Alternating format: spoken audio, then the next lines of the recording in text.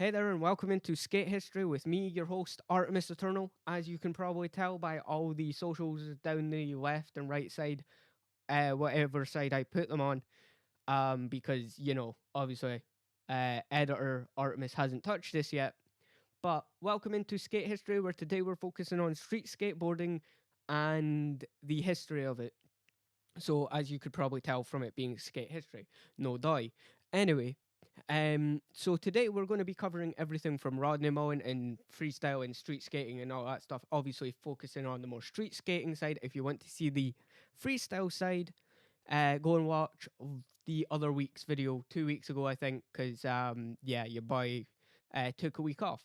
Anyway, we're going to cover everything from Rodney Mullen up to the Olympics of 2020 or 2021. I can't remember when the skateboarding got put into the Olympics. I can't remember when those Olympics actually started because I think it was 2021, but there was still the 2020 Olympics or something. I can't remember. But anyway, instead of just talking about it, we're going to jump into it. So, let's just head and let's start with the first thing. So the first thing is obviously where skateboarding began, and I'm going to go over this every video just really quickly and really summarize basically everything. But basically, skateboarding started as, street surfing, where surfers just wanted to surf but on the streets. So they attached some wheels and some stuff to their boards, to their surfboards, took the fins off or something, or the one fin underneath off or something. I can't remember exactly what it is. But basically, they would just ride their surfboards on the street, and that was known as street surfing. Then around like the late 70s or late 80s, it's where boards became more skateboard like today. Like not fully, they more looked like what cruiser boards look like now. They're more shaped and stuff like that. Again, I'll throw some examples of different kind of boards from different eras of skating throughout the video. But nowadays you've got your more popsicle board, and that is about your basic street shape anyway. So basically, what started in the 70s was freestyle skating in a way, right? And obviously, Rodney Mullen, the grandfather of fucking skateboarding at this point, or the grandfather of skateboarding at this point, he was known for doing very good tricks and very, stylish tricks, and he was very good at freestyle, and he still is. So basically, Rodney created a lot of the founding tricks for, skateboarding in general, and obviously there's a lot more that are more street skate tricks now, I guess, than freestyle tricks. Are not really called freestyle tricks anymore because a lot of street skaters use them more than freestyle skateboarders do. But basically, what I'm going to do is we're going to run through a few of his more signature tricks, or like some of the ones that he actually invented himself, such as the ollie. So obviously you guys know what an ollie is. You've probably seen it. If you know what skateboarding is, you know what an ollie is, right? So you know what an ollie is. It's basically jumping on the board like you just seen there. And well, Rodney just wanted to jump with the board, and that's basically how he invented it. He just jumped with the board and learned how to pop the tail, drag, and land. That's all an ollie is. In the most basic terms, pop the board, drag with your front foot, and land. That is an ollie. That is the ollie in the most simplest terms ever. So next is one that you guys all know, but I'm going to call it by its original name first, or what its name got called before it became what it is today, and that is the magic flip, or the ollie flip, or as most of you guys know, it is actually called the kick flip. So as you can tell, it's had a few different name changes and all that. So obviously, ollie flip does not work anymore because obviously you'd have to indicate by it being either ollie flip or ollie kick flip or ollie heel flip, because now you've got heel flips and you've got tray flips and you've got video flips. It's no longer an ollie flip.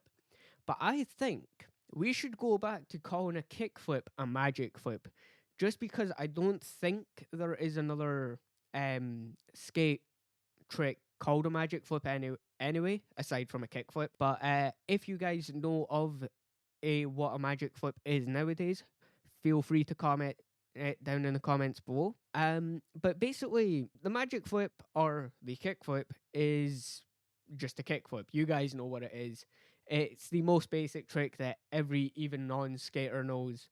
Anytime they see a skateboard, they'll think kickflip immediately, and that's why actually I'm going to go on a little bit of a tangent here. And it's probably why a lot of skaters do not like being asked to do a kickflip, because it is the most basic trick that anyone can think of. They would rather a actual challenge of like knowledge of skate tricks and stuff like that. So like tray flips, heel flips, varial flips, 360 shove it, 180 shove it, front shove it, whatever.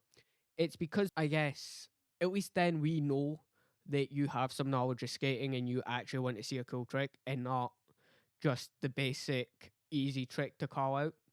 So like even next time you see a skater, ask them to do a tray flip. They're more likely to do a tray flip than a kick flip. But yeah, anyway, away from that tangent.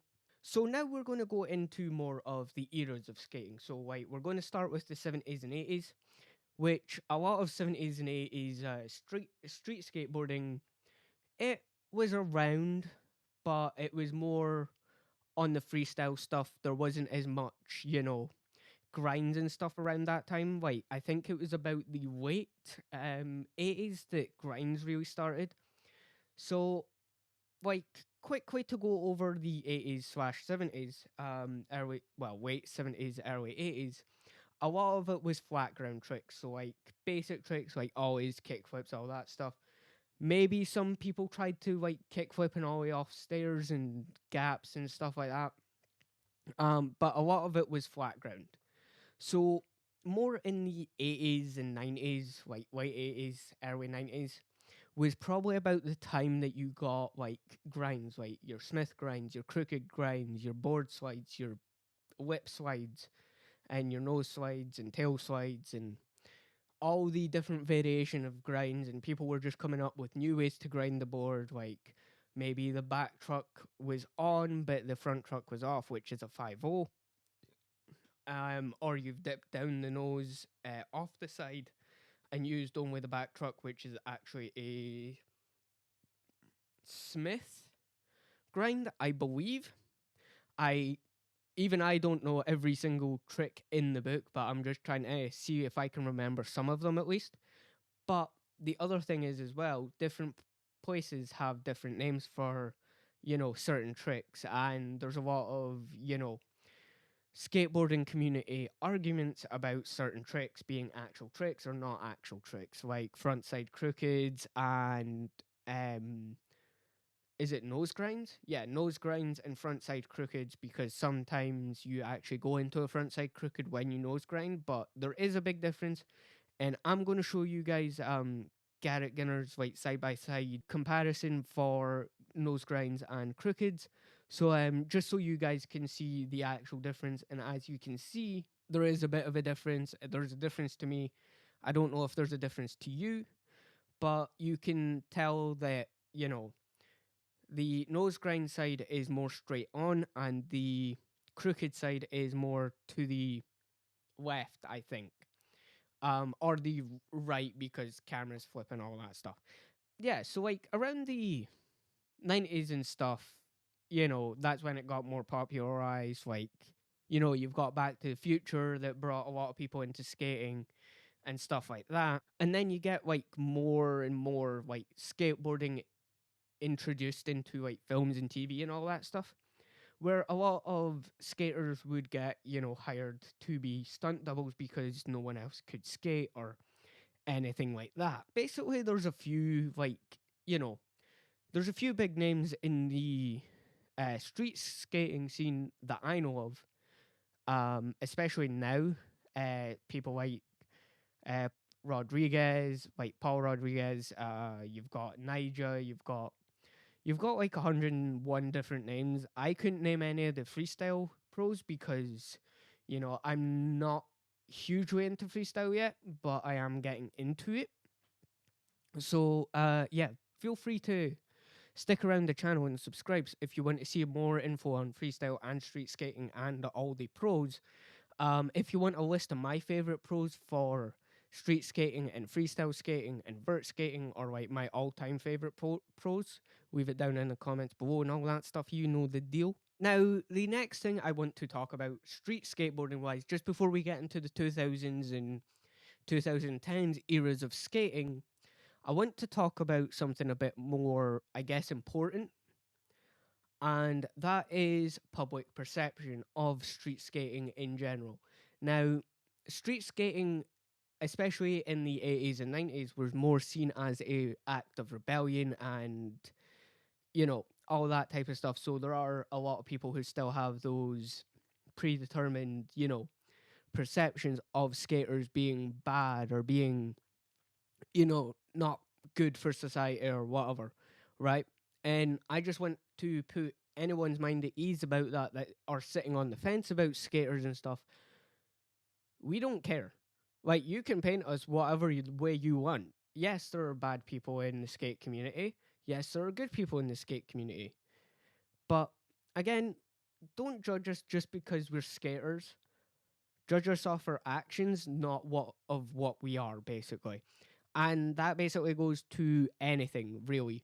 But again, obviously, I'm speaking more specifically for skating. So, like, just don't judge us off of what we do, because this is a lot of commitment and this is a lot of like hard work. And, you know, if you've never skated before, or if you even tried to stand on a skateboard, you know how hard it is to actually find your balance on that and be confident enough to jump on the board and jump with the board and then do flips with the board and then jump off the board and do 180s with only your body. And I just want to make sure that people out there who aren't skaters, who are maybe looking at these videos to see and understand skateboarding a bit more, why we put in so much effort, and it's because we have fun with it. We genuinely enjoy it and we love our sport that we're doing. Now, again, I've only been skating a couple of years properly now, and like, I'm nowhere near pro level. I'm nowhere near semi pro level. Nowhere near amateur level. I still can't do a kickflip yet, which I am working on. So there will be a persistence video on that at some point after I get my new board. And actually, talking of my new board, next week we're going to take a break from skate history and we're actually going to show you guys how to apply grip tape to a board. Now, I'm going to do a basic one, so feel free to stick around for that next week. Anyway, yeah, let's just jump back into the video. Sorry for that segment there. I just wanted to segue that in there just to let you guys know what's happening with videos next week. But yeah, so now that we're jumping into the 2000s and 2010s era of skating, where skating's been a bit more mainstream than it has not been mainstream, if you know what I mean. Like, skateboarding was very popularized from the 90s to the 2010s. And obviously, as you probably know by now, it's been pretty popularized now. Like, obviously, we've got into the Olympics. We've got, you know, big competitions. We've got X Games, vert skating and stuff like that, SLS and all that. Um, and basically, because it's become more mainstream, a lot of the skateboarding community has got a bit more gatekeepy kind of way. Gatekeepy, is that even a word? Like, there's a lot more gatekeepers now than there would have been in the early 2000s, because a lot of core skaters want to, you know, keep the activity of skating as something that is a bit more rebellious, a bit more, you know, we can skate when we want, where we want. It does not matter what he says or she says, you know. But the other thing is, you don't want to gatekeep skateboarding because, again, there anyone who wants to skate is good to me in my eyes. I don't care whether you're younger than me or you're older than me. Like, you can have fun with skateboarding no matter your age, weight, you know, size, gender, whatever. I know there's a lot of bad apples in the skateboarding community that do try to, gatekeep anyone. And I just want to say to you guys here and now, you're welcome to skate. Anyone says different, ignore them. You're welcome to skate. Anyone who wants to skate can skate. Just pick up a board, preferably not a Walmart board that's like 15 quid or $15 or even $20 or 20 quid. Uh, and just have fun. Learn to push, learn to ride it everywhere. That's how you get comfortable on a board, right? Skate in the street. Like, street skating is also the most accessible for everyone as well. And that is why I probably started street skating, because around here where I live up in sunny Scotland, there isn't a lot of skate parks around me where I live currently. And again, street skating is just learning how to skate on rough concrete. Like, it does not matter on the concrete. I can probably ride on it, depending if I've got the right wheels. Now, wheels for street skating is something I'm going to cover in a different video. I'm going to cover that in more of a setup tutorial video for different types of boards and different types of situations. So let me know down in the comments below if you want to see those videos in more detail, like street setups and park setups and vert setups and all that stuff. And I will do my best to tell you guys the best beginner um like stuff you can get. Alright. Anyway, last thing I want to talk about on street skateboarding anyway is the fact that, you know, it's there to be fun. Like, you can find an obstacle in a back alley. That's street skating. It doesn't matter where it is as long as it's out on the street and you're having fun.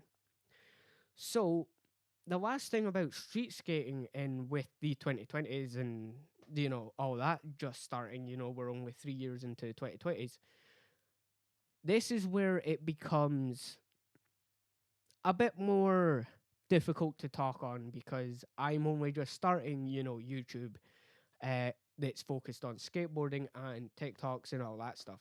Now, there's a reason to why some skaters still, especially in the street skateboarding community, want to gatekeep skateboarding YouTubers and skate TikTokers and Instagram skaters and stuff like that. Again, just don't listen to them. Have fun. If you're wanting to, learn how to skate, keep an eye out on this channel, or I will link down below Braille's videos and is it CCS or is it CSS? I can't remember, but the link be down below and I will correct myself, as editor Artemis or future Artemis loves to do. Anyway, I hope you guys found any information that you want. If there's information that I left out about street skating, leave it down in the comments below. If you want to know more about it, also leave it down in the comments below. You know the deal by now. Anyway, I'm going to see you guys on Friday. I think we're doing Skate 3. And yeah, I'll see you guys then. And as always, happy skating. All right, peace.